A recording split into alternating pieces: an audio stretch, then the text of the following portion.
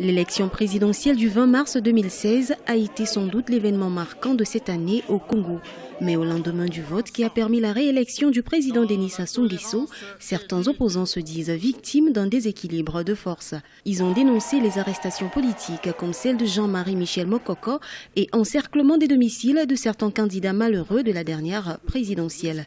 Le dialogue serait pour l'opposition le moyen de sortir de cette crise politique. Le pouvoir illégitime de Brazzaville devrait suivre la voie de la sagesse préconisée par la communauté nationale et internationale en ce qui concerne la tenue d'un dialogue national inclusif devant des témoins impartiaux afin de définir de façon concertée et consensuelle l'avenir des institutions. Ce dialogue national serait l'occasion de solder tous les contentieux pour envisager de façon sereine et clairvoyante l'œuvre d'édification de la nation congolaise dans la paix et la concorde nationale. Le gouvernement de la République est disposé à dialoguer avec tous les acteurs politiques, même ceux qui n'acceptent pas de s'asseoir sur la même table que lui.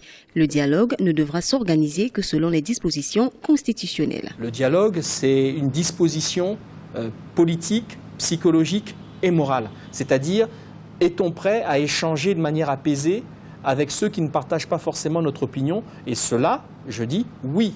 C'est une prédisposition, en tout cas celle du gouvernement qui est conduit par le Premier ministre Clément Mwamba, celle du Président de la République qui a toujours, vous le savez, privilégié le dialogue. Il y aura dans les prochains mois une instance constitutionnelle qui pourra servir de réceptacle à toutes les formes de dialogue qui pourront être demandées par la classe politique. En effet, la Constitution constitue un Conseil national du dialogue placé sous l'autorité du président de la République.